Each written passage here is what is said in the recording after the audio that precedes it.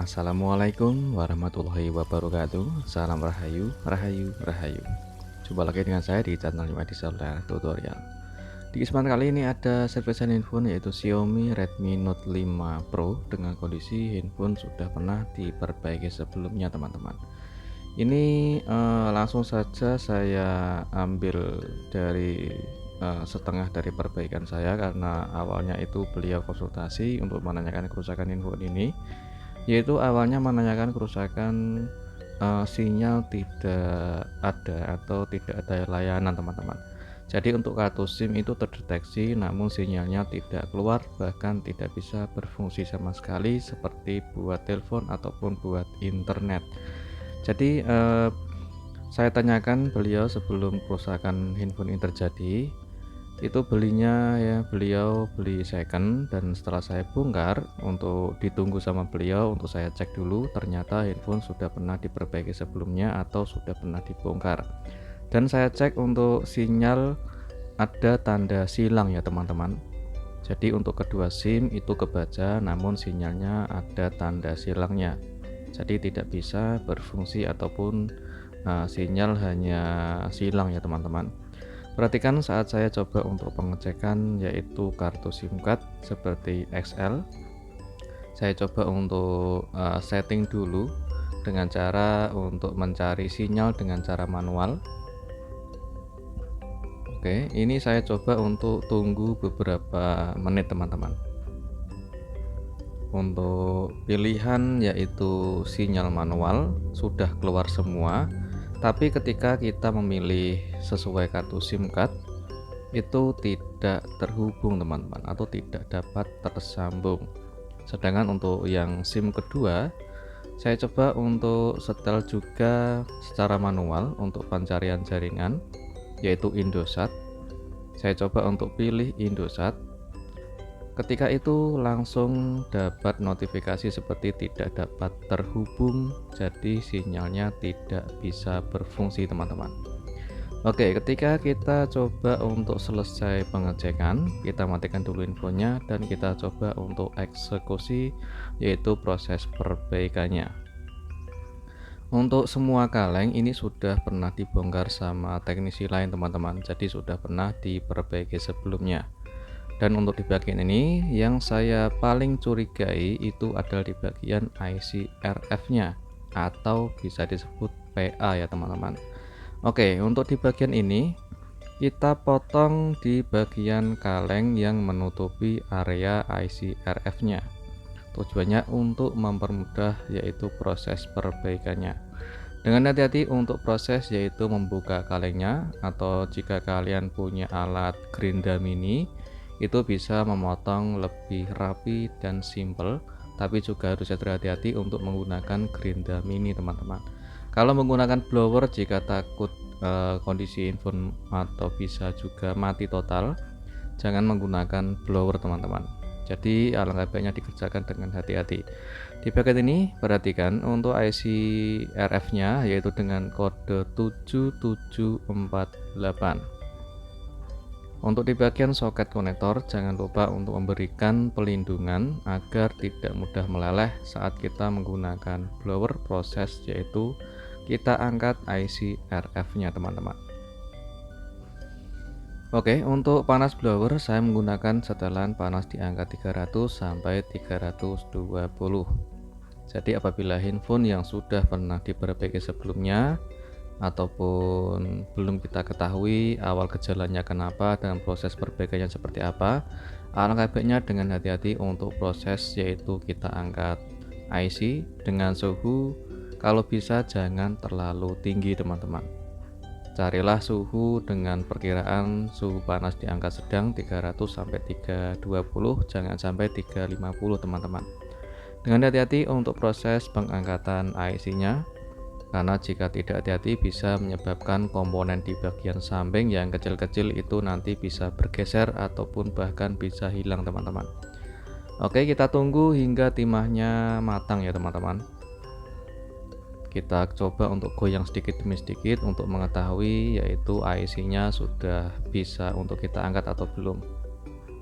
Oke, pelan-pelan kita angkat IC-nya.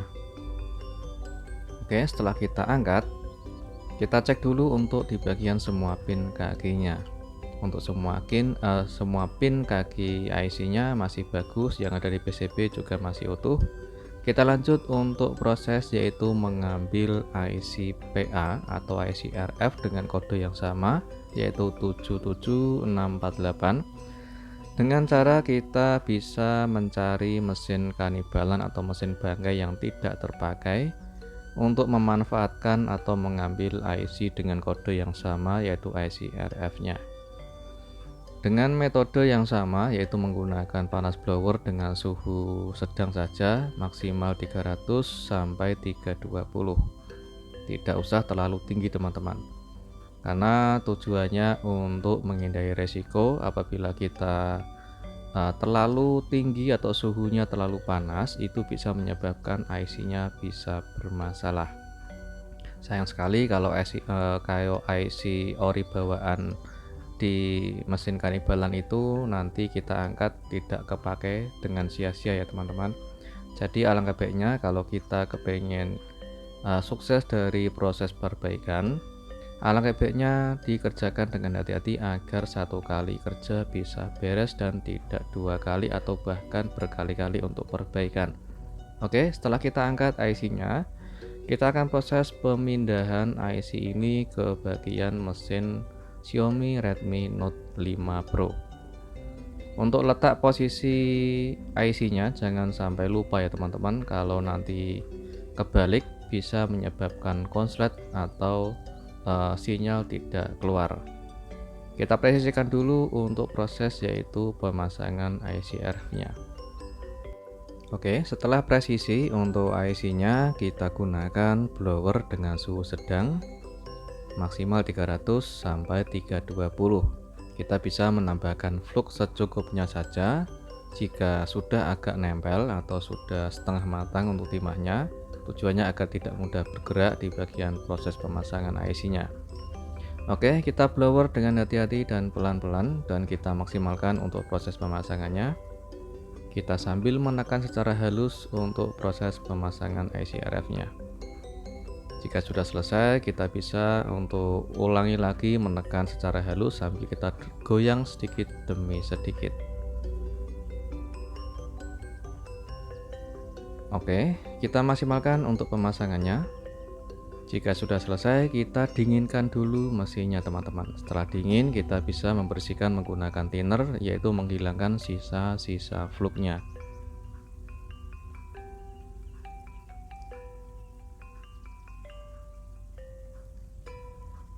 Oke, jika sudah selesai, kita nanti akan proses, yaitu pengecekan ulang seperti menggunakan kartu SIM card, apakah sinyal sudah keluar atau masih belum bisa teman-teman.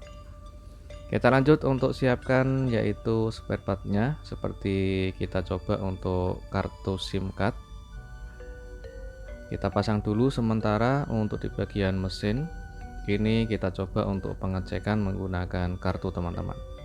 Jangan lupa untuk proses, yaitu pemasangan switch kabel antenanya. Jika sudah terpasang, kita pasang di bagian, yaitu kartu SIM card menggunakan dual SIM.